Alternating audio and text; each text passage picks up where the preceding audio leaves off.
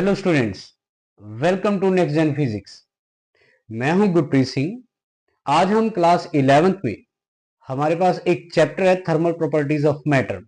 उसके कुछ important concept और कुछ इंपॉर्टेंट क्वेश्चंस या न्यूमेरिकल जो है वो आज हम करेंगे, क्वेश्चंस की फॉर्म में करेंगे। थ्योरेटिकल क्वेश्चन होंगे और कुछ न्यूमेरिकल्स होंगे। ठीक है जी, चलिए। ये हमारे पास चैप्टर है thermal properties of matter. Heat से रिलेटेड होता है। मैटर जो है हमें पता है सॉलिड, लिक्विड एंड गैस। अगर उसको हीट दी जाए, हीट रेडिएशंस उससे एब्जॉर्ब की जाए या दी जाए तो क्या चेंजेस आएंगे उसके अंदर, वो सारा इसमें आता है। ठीक है, उसकी क्या थर्मल प्रॉपर्टीज होती है, कुछ न्यूमेरिकल्स, कुछ डेरिवेशंस। सबसे पहले जो इसका इंपॉर्टेंट क्वेश्चन है, mention to practical applications of thermal expansion. Thermal expansion एक जनरल कॉन्सेप्ट है कि चाहे सॉलिड है, चाहे लिक्विड है, चाहे गैस है, अगर आप उसका टेम्परेचर इंक्रीज करते हैं तो वो एक्सपेंड होगा। अब जो एक्सपेंशन है ये तीन तरीके की हमने पढ़ी है। एक हमारे पास लेंथ में एक्सपेंशन होता है, एक हमारे पास एरिया में एक्सपेंशन होता है और एक हमारे पास वॉल्यूम में एक्सपेंशन होता है। ठीक है, लीनियर एक्सपेंशन, वॉल्यूम एक्सपेंशन और एरिया एक्सपेंशन, ये तीन तरह की एक्सपेंशन होती है और तब होती है जब सब्सटेंस को हीट किया जाता है। हीट करने का मतलब उसका टेम्परेचर जो है वो इंक्रीज होता है। ठीक है जी। तो जो थर्मल एक्सपेंशन है, यहाँ पे जो एग्जाम्पल दिया जा रहा है वो एक सॉलिड एक्सपेंशन का एग्जाम्पल है जो हमें देखने में नहीं मिलता। सपोज क्या है, हमारे पास कोई एक यूटेंसिल है, बर्तन है, हमने क्या किया, उसके ऊपर कुछ उसके अंदर पानी रखा और उसको जो है वो किसी हीट पे रख दिया, हीट रेडिएशन। जब वो हीट रेडिएशन को एब्जॉर्ब करेगा, हमें पता है जो लिक्विड है वो तो एक्सपेंड होगा, वो वेपर बनता जाएगा। लेकिन ये जो यूटेंसिल होता है ये भी एक्सपेंड होता है, चाहे ये हमें देखने में नजर नहीं आता है। तो जो सॉलिड एक्सपेंशन है उनका क्या हमारे पास आसपास रूल है वो इसके अंदर आ रहा है। दो प्रैक्टिकल एप्लीकेशन है थर्मल एक्सपेंशन की और वो क्या होती है हमारे पास। जो यहाँ पे एग्जांपल है, first, A small gap is left between two iron rails of A railway track. हमने देखा है कि जो रेलवे ट्रैक होता है वो किस तरह से अलाइन किया जाता है। जैसे एक रेलवे ट्रैक होता है हमारे पास, ठीक है, एक रेलवे ट्रैक जब यूज किया जाता है तो इस तरह से, जैसे एक रेलवे ट्रैक बिछा दिया गया, ठीक है, उसके बाद एक और रेलवे ट्रैक यहाँ पे होता है साथ में, ये बिछा दिया गया और दोनों के बीच में ना थोड़ा सा गैप रखा जाता है। ठीक है, उसके बाद कोई अनदर रेल जो है वो बिछा दी गई इस तरह से, इसके बीच में थोड़ा सा गैप रखा जाता है, ये थोड़ा सा गैप होता है। अगर जब ट्रेन इसके ऊपर से पास होती है तो इसके अंदर एक्सपेंशन होगी। एक्सपेंशन की वजह से ये अगर इस साइड या इस साइड थोड़ा बहुत एक्सपेंड भी हो जाए तो कोई इसमें प्रॉब्लम नहीं होगी, क्योंकि इसके बीच में ये जो है वो गैप होता है। यहाँ पे जो है, यहाँ पे भी गैप है, यहाँ पे भी गैप है, तो इस तरफ जाए इस तरफ जाए, नो प्रॉब्लम, कोई दिक्कत नहीं है। लेकिन अगर हम गैप ना रखें, ये हमारे पास एक रेल है, यहाँ पे बिल्कुल साथ में दूसरी लगा दी, कोई गैप नहीं रखा, बिल्कुल तीसरी लगा दी, कोई गैप नहीं रखा, तो क्या पॉसिबिलिटी है? पॉसिबिलिटी ये हो सकती है, ऊपर से रेलवे लाइन, जब रेलवे लाइन के ऊपर से जब ट्रेन जो है वो पास होगी तो अगर इसके अंदर एक्सपेंशन हुई, अब एक्सपेंशन तो होनी ही होनी है, तो जाएगा किधर? अब ये किसी तरफ नहीं जाएगा, तो यहाँ पे जो ये वाला पार्ट है, ये वाला पार्ट, ये रेल जो पटड़ी है हो सकता है थोड़ी सी बेंड हो जाए इस तरीके से। जब ये बेंड हो जाएगी तो जो ट्रेन इसके ऊपर से पास होगी उसका डी रेल होने का जो खतरा है वो बना रहेगा। इस वजह से इनके बीच में जो है वो गैप छोड़ा जाता है, ताकि अगर एक्सपेंशन हो तो एक्सपेंशन होने के बाद भी ये जो ट्रेन की रेलवे पटड़ी है ये एक दूसरे से के साथ ना टकराए, ना एक दूसरे के साथ, तो उससे क्या हो जाएगा कि ये बेंड हो सकती है। ठीक है जी। उसके बाद सेकंड एप्लीकेशन जो है वो, clock pendulums are made up of invar. Invar हमारे पास एक अलॉय होता है। अब हमारे पास ऐसी क्लॉक्स होती है जिनके अंदर पेंडुलम का यूज होता है और वो पेंडुलम क्या करता है, पेंडुलम ओसिलेट करता है और उसकी वजह से जो है वो टाइम जो है वो हमारे पास नजर आता है। अगर ये जो हमारे पास पेंडुलम है ये किसी मेटल का बना हुआ हो तो मेटल का जो एक इफेक्ट होता है, मेटल का अगर टेम्परेचर इंक्रीज हो, मेटल का अगर टेम्परेचर डिक्रीज हो, तो उसके अंदर एक्सपेंशन एंड कॉन्ट्रैक्शन हो सकती है। और अगर एक्सपेंशन एंड कॉन्ट्रैक्शन हुई तो जो क्लॉक है उसका टाइम सही नजर नहीं आएगा। इस वजह से जो क्लॉक पेंडुलम्स हैं वो स्पेशली एक अलॉय के बनाए जाते हैं और वो हमारे पास होता है इनवार। ठीक है जी, ये थर्मल एक्सपेंशन की एप्लीकेशन है। उसके बाद तीन तरह का एक्सपेंशन अभी मैंने बोला, उनके बीच में उनकी जो एक्सपेंशन होती है वो किन फैक्टर्स के ऊपर डिपेंड करती है, उसके लिए हमारे पास एक रिलेशन बनेगा। तीन तरह के एक्सपेंशन को रिप्रेजेंट करने के लिए तीन हमारे पास कोएफिशिएंट होते हैं।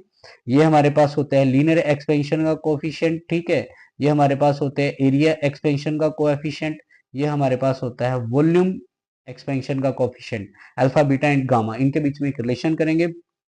सबसे पहले हमारे पास एक जनरल फॉर्मूला है। सपोज हमारे पास एक सरफेस एरिया गिवन है यहाँ पे एक स्क्वायर का, ठीक है, S equals to L square, L side है तो surface area equal to side square.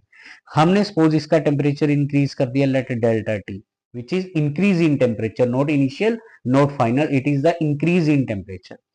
Then due to increase in temperature हमारे पास यहाँ पे S plus delta S, suppose इसके एरिया के अंदर इंक्रीज आ गया, इधर हमारे पास इसके लेंथ के अंदर इंक्रीज आ गया L प्लस डेल्टा एल।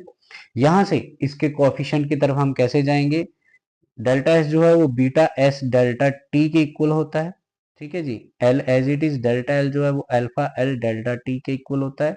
इधर आप एस कॉमन लें, 1 प्लस बीटा डेल्टा टी रह जाएगा, इधर आप एल कॉमन लें, एल स्क्वायर बन के आएगा ब्रैकेट के बाहर, ये रह जाएगा, इसका स्क्वायर होगा, ये इक्वल है, इसको आपने कैंसिल कर दिया, ठीक है जी, ये बचा।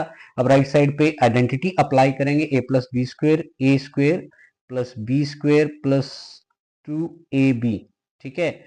उसके बाद ए तो इसमें 1 ही है तो 1 से ये 1 कैंसिल हो जाएगा, ये हमारे पास टर्म बहुत स्मॉल होती है और स्मॉल टर्म का जो स्क्वायर होता है और ज्यादा स्मॉल होता है, तो हम इसको निग्लेक्ट कर देंगे, being very small alpha square delta T square can be neglected. इसको सपोज हमने कर दिया निग्लेक्ट, निग्लेक्ट करने के बाद हमारे पास बच गया ये और इधर बच गया ये, इस तरह से इसको आपस में कैंसिल करें तो ये हो जाएगा beta equals to 2 alpha, beta equals to 2 alpha. Alpha coefficient of linear expansion है, beta coefficient of area expansion है, दोनों को हमने इस तरह से रिलेशन निकाल दिया है। आफ्टर दैट अब वॉल्यूम की तरफ बढ़ते हैं, तो अगर हमारे पास एक क्यूब है सपोज, उसका वॉल्यूम हमारे पास हो गया V equals to L cube. Again हम इसका टेम्परेचर इंक्रीज करें तो इसका वॉल्यूम बढ़ेगा, V प्लस डेल्टा वी, इधर लेंथ भी इंक्रीज होगी, L प्लस डेल्टा एल हो गया, उसका क्यूब कर दिया, delta V gamma V delta T होता है, डेल्टा V जो है is equal to gamma V delta T, इधर L और delta L alpha L delta T, alpha L delta T होता है, ठीक है। इस तरह से इसका क्यूब करेंगे, इधर V आएगा common, 1 plus gamma delta T रह जाएगा, इधर L क्यूब आएगा, L कॉमन आएगा बट उसका क्यूब है तो क्यूब के साथ आएगा, ये इस तरह से इसको कैंसिल किया आपने। After that 1 plus gamma delta T और इसके ऊपर आप आइडेंटिटी अप्लाई करें, A cube plus B cube plus 3a square B plus 3ab square, ठीक है। इसमें इन दोनों को बीइंग वेरी स्मॉल हम निग्लेक्ट करेंगे, 1 को 1 से कैंसिल करेंगे, gamma delta T equals to 3 alpha delta T होगा, यहाँ से डेल्टा टी कैंसिल करें, गामा इक्वल्स टू 3 अल्फा आएगा, मतलब आपके पास एक रिलेशन ये आ गया और एक ऊपर आ गया, ठीक है जी। तो ये हो जाएगा बीटा इक्वल्स टू 2 अल्फा, ये हो गया gamma equals to 3 alpha, gamma alpha का और बीटा अल्फा का रिलेशन है, ठीक है। यहां से अगर अल्फा फाइंड करें that will B beta by 2, यहां से अल्फा फाइंड करें गामा बाय 3, तो अगर बीटा और गामा का रिलेशन हमने देखना हो, बीटा और गामा का relation, then beta by 2 equals to gamma by 3, it can be 3 beta equals to 2 gamma, ठीक है। ये हमारे पास एक रिलेशन बन जाता है अल्फा बीटा और गामा का। उसके बाद ये है एक न्यूमेरिकल है यहाँ पे जो इसी एक्सपेंशन से रिलेटेड है, जो भी हमने किया। गिवन क्या है हमारे पास एक स्टील रोड है जिसका यंग मॉडुलस गिवन है, this is young modulus and this is alpha जो अभी हमने पढ़ा, ठीक है, जिसका फॉर्मूला होता है अल्फा, जो रेशियो होती है, अल्फा रेशियो होती है आपके पास delta L divided by L delta T, इसके इक्वल होता है जो आपके पास अल्फा होता है, ठीक है। यहाँ पे जो एल है that will be that is given to us, L equals to 4 metre है। एरिया ऑफ क्रॉस सेक्शन, जो एरिया ऑफ क्रॉस सेक्शन है वो 10 सेंटीमीटर स्क्वायर है, ठीक है जी।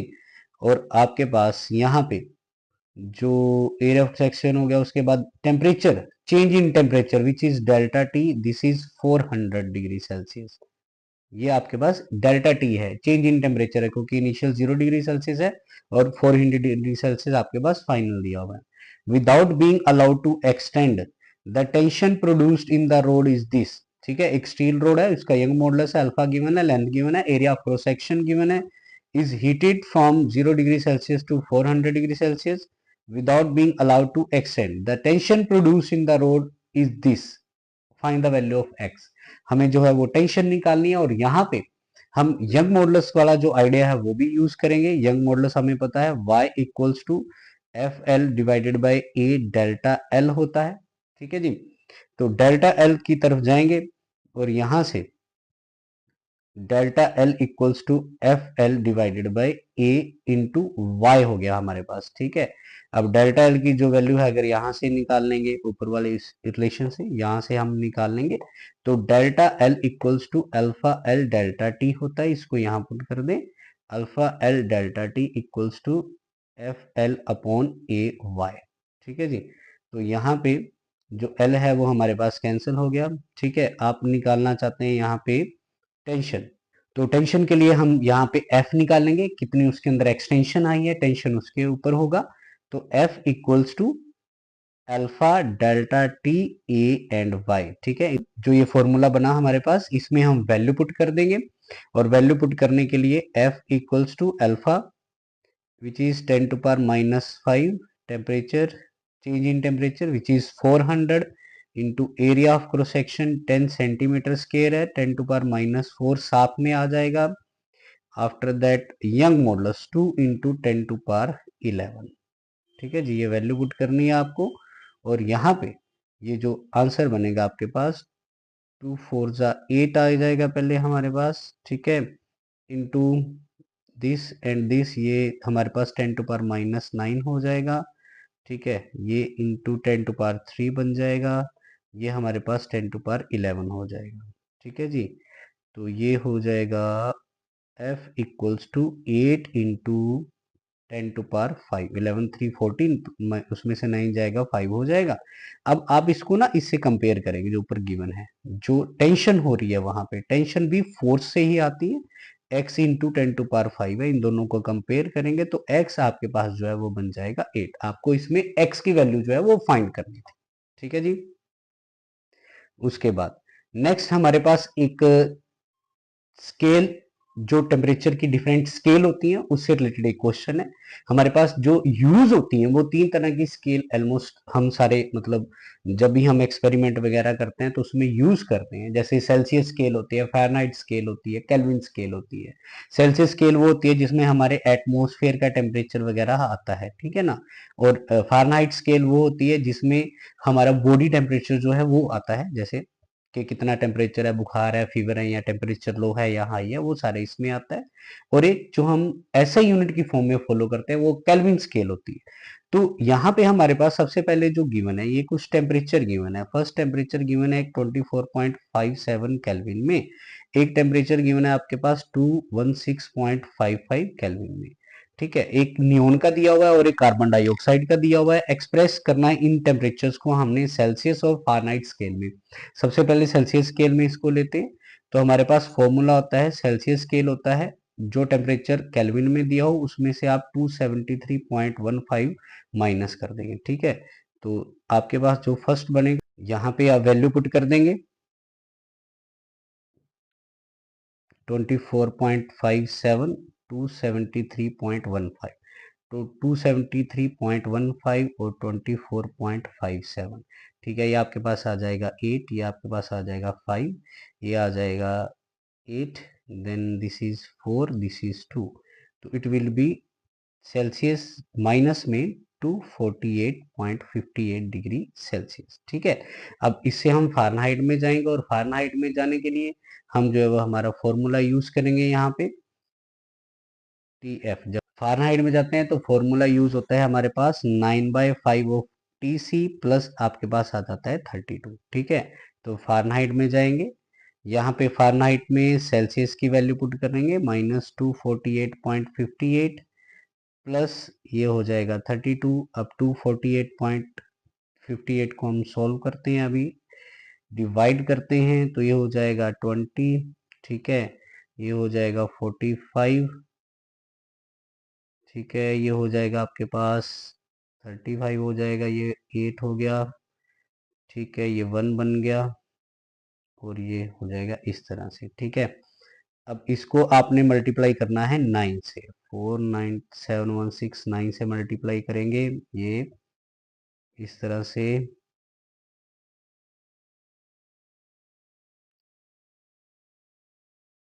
ठीक है, तो ये बन जाएगा TF माइनस में दिस इज, ये बनेगा हमारे पास फ़ारेनहाइट में 447,444, ठीक है, और प्लस हमारे पास 32। अब इसका पॉइंट लगाएंगे हम, 3 पॉइंट थे, तो ये हो जाएगा इस तरह से। ठीक है जी, अब इसमें हम इसको माइनस कर देंगे, यहाँ पे इसको माइनस कर देंगे,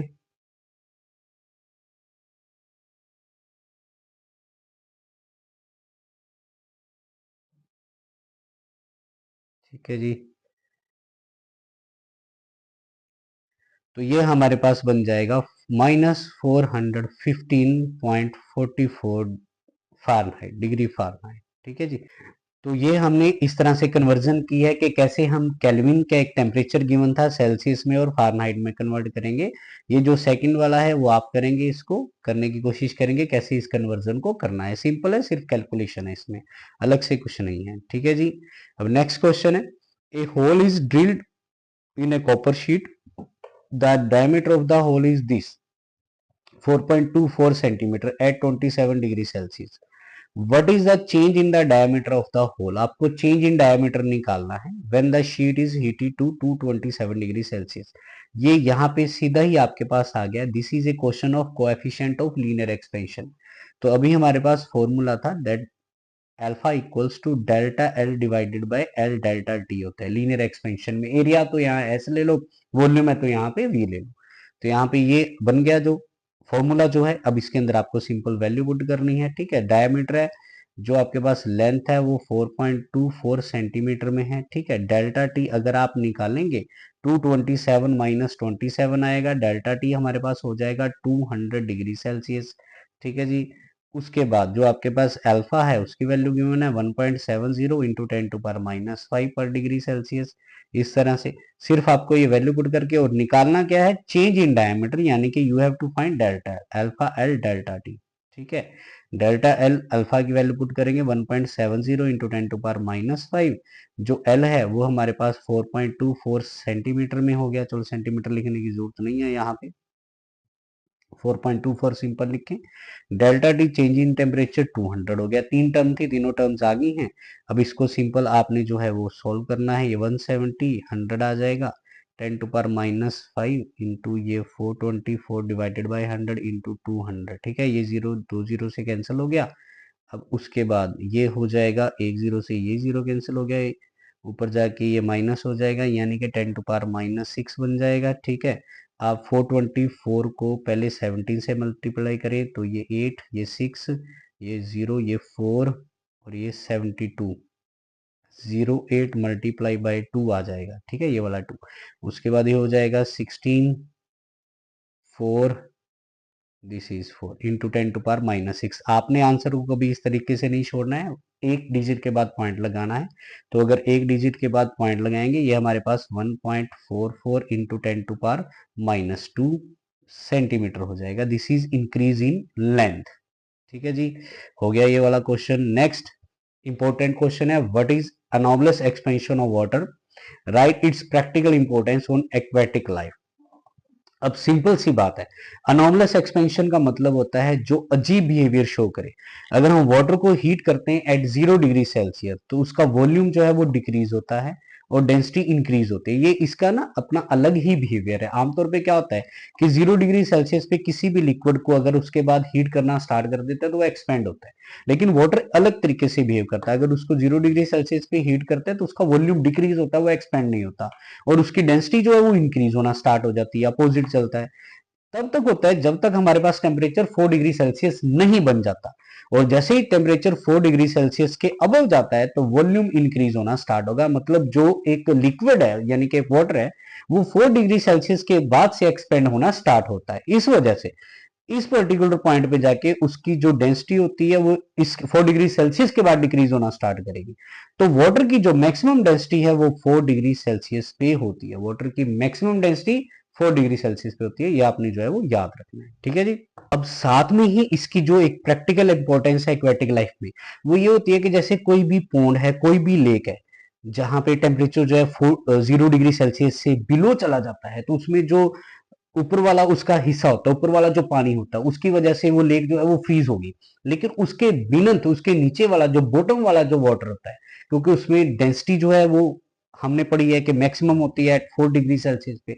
तो इसका ऐसा रोल होता है कि नीचे वाला जो वाटर है वो वाटर ही रहता है, और ऊपर वाला जो हिस्सा है अगर वो फ्रोजन हो भी गया तो जितनी भी एक्वेटिक लाइफ है, जितने भी उसके अंदर ऑर्गेनिज्म है, जितने भी फिशेज हैं या और कोई भी ऑर्गेनिज्म प्रेजेंट है जो वाटर के अंदर, वो सारे का सारा जो है वो सरवाइव कर सकता है। एक्वेटिक लाइफ जो है वो सरवाइव कर जाएगी, क्योंकि ऊपर वाला हिस्सा फ्रोजन हो गया और नीचे वाला हिस्सा जो फ्रोजन नहीं हुआ, क्योंकि वाटर की मैक्सिमम डेंसिटी होती है 4 डिग्री सेल्सियस पे। इस वजह से जो एक्वेटिक लाइफ है वो सरवाइव कर सकती है, और ये एक इंपॉर्टेंट पॉइंट है अनोमलस एक्सपेंशन ऑफ वाटर का। ठीक है जी। उसके बाद ये दो हमारे पास लॉ होते हैं जो इंपॉर्टेंट है, state and give mathematical expression of Newton's law of cooling and Stefan's law of black body radiation. Newton's law of cooling जो है वो डिपेंड करता है rate of loss of heat के ऊपर। आपके पास एक बर्तन है, उसके अंदर कोई गर्म पानी या कोई गर्म ऑब्जेक्ट है, आपने उसको यहाँ पे रख दिया, ठीक है, एटमोस्फेयर में बाहर में रख दिया, तो वो अपनी हीट जो है वो लूज करेगा, लेकिन वो उसका जो rate of loss of heat होता है वो किसके ऊपर डिपेंड करेगा, वो यहाँ पे आएगा। It state that Newton's law of cooling, it states that rate of loss of heat of a body is directly proportional to the temperature difference. Body में जो बॉडी गर्म करके रखी है और जो आउटसाइड टेम्परेचर है उसमें कितना डिफरेंस है उसके डायरेक्टली प्रोपोर्शनल होता है। और हमें ये पता है कि गर्मियों के दौरान ये जो डिफरेंस होता है वो कम होता है। इस वजह से अगर हम एक गर्म ऑब्जेक्ट को एटमोस्फेयर मतलब बाहर रख देते हैं कहीं पे भी, तो वो जल्दी जो है वो ठंडा नहीं होगा, लेकिन सर्दियों में ये जल्दी ठंडा हो जाएगा, क्योंकि जो टेम्परेचर डिफरेंस है वो ज्यादा होता है।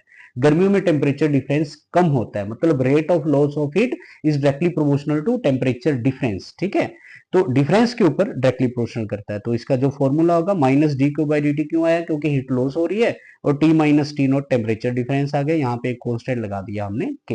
ये जनरल इसकी डेफिनेशन और मैथमेटिकल पार्ट है इसका। उसके बाद जो स्टीफन लॉ है, इसको स्टीफन बोल्ट्जमैन लॉ भी बोलते हैं। ये एक ब्लैक बॉडी रेडिएशन से रिलेटेड होता है। ब्लैक बॉडी का मतलब जो उसने हीट को एब्जॉर्ब किया है उस हीट को वो एमिशन देती है, बाद में अपने में से निकालती है। ठीक है, तो उसकी जो हीट होती है जब उसमें से निकलेगी वो किन फैक्टर्स के ऊपर डिपेंड करती है। It said that the total heat energy emitted by perfectly black body per second per unit area, ये आपको याद रखना है। This is E, this is not specifically E, ये सिर्फ ई नहीं है, ये हमारे पास है energy per unit area per unit time, ये आपको याद रखना है। Per second per unit area is directly proportional to the fourth power of the absolute temperature.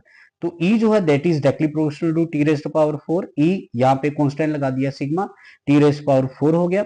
अब उसके बाद सिग्मा जो है वो एक स्टीफन्स कांस्टेंट होता है, ठीक है, उसकी वैल्यू हमारे पास ये होती है। लेकिन जब आपको इसके यूनिट बनाने हैं तो आपको याद रखना है कि ये जो E है, ई अपने आप में किसको रिप्रेजेंट कर रही है, energy per unit area per unit time. नीचे आपके पास एरिया भी आएगा और नीचे आपके पास टाइम भी आएगा, यानी कि इसके ऐसा यूनिट जब आप बनाएंगे ये मीटर स्क्वायर में चलेगा, ये सेकंड में चलेगा। तो इसी में ही जो आपके यूनिट बनेंगे सिर्फ ई में से, joule per metre square per second, joule per metre square per second. और जो टेम्परेचर है वो भी आ गया सिग्मा के लिए, तो के रेस पावर -4 हो जाएगा। जूल पर सेकंड को आप वॉट में भी कन्वर्ट करते हैं तो ये आपके पास वॉट पर मीटर स्क्वायर पर केल्विन जो है वो हो जाएगा इस तरह से। ठीक है जी। उसके बाद नेक्स्ट है कोएफिशिएंट ऑफ थर्मल कंडक्टिविटी। अब थर्मल कंडक्टिविटी की बात हो रही है तो सॉलिड्स में जब जब हमने ये बहुत पढ़ा है ये वाला टॉपिक थर्मल कंडक्टिविटी, तो हमने ये पढ़ा है कि सॉलिड्स जब हीट होते हैं तो वो कंडक्शन के जरिए हीट होते हैं। और कंडक्शन का मतलब होता है कि अगर आपने एक हिस्सा जो है वो गर्म कर दिया तो दूसरे हिस्से पे अपने आप दूसरे सिरे पे हीट जो है वो ट्रांसफर हो जाती है। तो उसी का एग्जांपल है हमारे पास यहाँ पे एक क्यूब है जिसका ये हिस्सा सपोज एक टेम्परेचर पे है T1, ये हिस्सा टेम्परेचर है T2। इस सिरे का टेम्परेचर जो है वो ज्यादा है, T1 T2 से ज्यादा है, तो यहाँ से हीट जो है वो T2 की तरफ ट्रांसफर होगी, डिस्टेंस x हो गया, और इसका जो एरिया ऑफ क्रॉस सेक्शन है वो आपने ए ले लिया। अब यहाँ पे अमाउंट ऑफ हीट जो फ्लो होगी from hot face to cold face वो एरिया के डायरेक्टली प्रोपोर्शनल है, टेम्परेचर डिफरेंस के डायरेक्टली प्रोपोर्शनल है, ये टाइम के डायरेक्टली प्रोपोर्शनल होती है। और नेक्स्ट जो लास्ट फैक्टर है ये x हमारे पास थिकनेस है, दोनों फेसिस के बीच का डिस्टेंस होता है, इसके ये इनवर्सली प्रोपोर्शनल होती है। तो जब आप इसको कंबाइन करेंगे सब कुछ, ये टी टाइम है आपने याद रखना है, ये टेम्परेचर डिफरेंस है, एरिया ये डिस्टेंस है, थिकनेस जिसको कह सकते हैं। तो यहाँ पे कांस्टेंट लगा दिया हमने के is coefficient of thermal conductivity. इसका फॉर्मूला ये बन जाएगा, अगर आप इसको डिफाइन करना चाहते हैं तो एरिया 1 ले लिया, टेम्परेचर डिफरेंस भी 1 ले लिया आपने, टाइम को भी 1 ले लिया और एक्स को भी 1 ले लिया। तो इसकी डेफिनेशन बनी, the coefficient of thermal conductivity is equal to the amount of heat that flows per unit time यानी कि 1 second through a unit cube, मतलब उसका थिकनेस भी 1 है और उसका एरिया भी 1 है, unit cube, when its opposite faces are a temperature difference of 1 degree. जब इसके अपोजिट फेसेस को आपने कितने टेम्परेचर डिफरेंस पे रखना है, 1 डिग्री के टेम्परेचर डिफरेंस पे रखना है। उसके बाद ये 3 तरह का हमारे पास ट्रांसफर ऑफ हीट पॉइंट होता है, 3 मोड्स ऑफ रेडिएशन, मतलब 3 modes of transfer of heat होते हैं, जिनमें एक जगह से दूसरी जगह जब हीट जाती है तो किस किस वे में जा सकती है। ठीक है, जैसे कंडक्शन, जिसमें सॉलिड जो है वो हीट होते हैं, थ्रू द कंडक्शन हीट एक मॉलिक्यूल से दूसरे मॉलिक्यूल पे ट्रांसफर करती रहती है। कन्वेक्शन, ये 2 तरह का होता है, natural convection and force convection. Natural convection है जैसे हमारा मानसून बनता है, लैंड एंड सी ब्रीजेज होती हैं, किस तरह से लैंड से सी की तरफ हवा जाती है, सी से लैंड की तरफ एयर आती है, और मानसून जो है वो हमें पता है एक सी ब्रीज होती है, जो डिफरेंट तरह की विंड होती है, वो ओशियन में से, सी में से वाटर ड्रॉप्स को कैरी करके जो है वो लैंड की तरफ आती है, तो मानसून उसी से बनता है। उसके बाद फोर्स्ड कन्वेंशन में एसी ऑल्टरनेटिंग करनी है, यहाँ पे एयर कंडीशनर है, ठीक है, जो हम यूज करते हैं घरों में, एसी लगा होता है ठंडी ठंडे होने के लिए। तो सेंट्रल हीटिंग सिस्टम, ये भी हीटर होते हैं, जहाँ पे ऐसी कंट्रीज हैं जो ठंडी होती हैं, उनके अंदर ये जो है वो यूज होते हैं। तो ये कन्वेक्शन का जो है एक एग्जाम्पल है यहाँ पे। उसके बाद रेडिएशन, रेडिएशन का सिंपल एग्जाम्पल है, the heat from the sun reaches the earth by the process of radiation. Earth के ऊपर सन से हीट रेडिएशन का आना, that is example of radiation. Next, steam at 100 degree Celsius is passed into a copper cylinder of 10 mm thick। Thickness given है, और ये जो question है ये कोफिशिएंट ऑफ थर्मल कंडक्टिविटी के ऊपर बेस्ड है, जिसका हमने ये फॉर्मूला अभी किया है, इसको हम यूज करेंगे। ठीक है जी, ये वाला फॉर्मूला यूज करेंगे। तो एक बार ये फॉर्मूला जो हम यहाँ पे लिख देते हैं, क्यू इक्वल्स टू के ए, ये हमारे पास T1 minus T2 into small T, ये टाइम होता है, डिवाइडेड बाय x, ये हमारे पास दोनों फेसिस के बीच का डिस्टेंस है, जिसको थिकनेस भी कहा जाता है। अब जो गिवन है यहाँ पे स्टीम एट 100 डिग्री सेल्सियस है, तो एक टेम्परेचर दिया हुआ है आपको 100 डिग्री सेल्सियस, सपोज ये T1 है, दैट इज 100 डिग्री सेल्सियस कोई टेम्परेचर है, is passed into A copper cylinder of 10 mm thick, x जो है वो 10 mm है। अब इसमें ये सारा CGS में दिया हुआ है, तो इसको आप मीटर में कन्वर्ट करेंगे, सॉरी सेंटीमीटर में कन्वर्ट करेंगे, तो ये आपके पास बन जाएगा 1 सेंटीमीटर। ठीक है, ये 1 सेंटीमीटर हो जाएगा, 10 mm को आपने सेंटीमीटर में जो है वो कन्वर्ट कर लिया। उसके बाद जो हीट कलेक्ट हो रही है एट द रेट ऑफ 150 ग्राम पर minute, at the rate of 150 ग्राम पर मिनट, रेट का मतलब टाइम है यहाँ पे। तो यहाँ पे जो मास आपके पास वो गिवन है, दैट इज 150 ग्राम, ठीक है, पर मिनट, 1 मिनट जो है वो आपके पास बन जाएगा 60 सेकंड में हो जाएगा। Find the temperature of the outer surface, suppose आपको T2 यहाँ पे फाइंड करना है, और जो कंडक्टिविटी है कॉपर की, if the conductivity, this is the value of के 0.8, इसके CGS में फॉलो किया हुआ है। देन लेटेंट हीट गिवन है आपके पास L, latent heat that is 540। अब लेटेंट हीट को आपने यूज कहाँ पे करना है, आपने यूज करना है यहाँ पे Q इक्वल्स टू ml की जगह पे, ठीक है, के ए T1 माइनस T2 T और डिवाइडेड बाय x, सारी वैल्यू इसके अंदर पुट कर देनी है आपको। ये हो जाएगा 0.8, ये हो जाएगा आपके पास 540, नहीं m मास है यहाँ पे, ये मास पुट करना है आपको, वो k की वैल्यू है 0.8, 150 gram, 150 into 540 equals to k is 0.8। Area जो आपके पास गिवन है यहाँ पे, area of cross section 200 centimetre square area था, 200 सेंटीमीटर में लेना है। T1 माइनस T2, इसमें एक टेम्परेचर आपके पास गिवन है, वो वैल्यू पुट कर देते हैं अभी, दिस इज 100 माइनस T2, और जो टाइम है दैट इज 60 सेकेंड। ठीक है, आफ्टर दैट x की वैल्यू जो है दैट इज 1 सेंटीमीटर, इसको अपने 1 में ले लेना है, तो 100 माइनस T2, एक तरफ आपका 150, 150 into 540 divided by 0.8 into 200 into 60।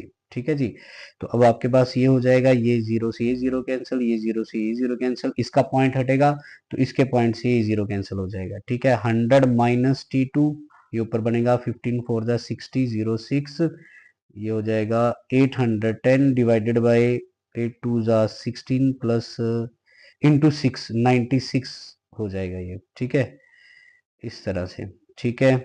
100 minus T2, तो जब आप इसको डिवाइड करेंगे 96 8,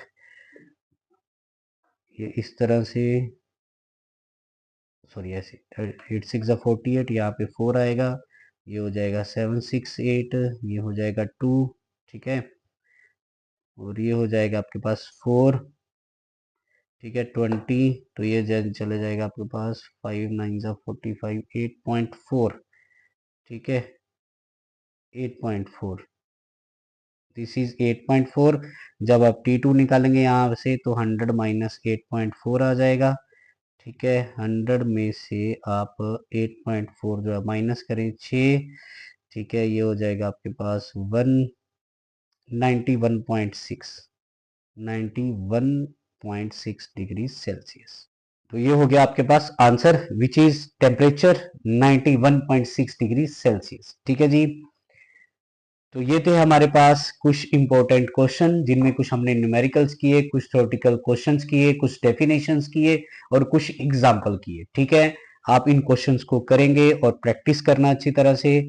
आज के लिए इतना ही, थैंक यू।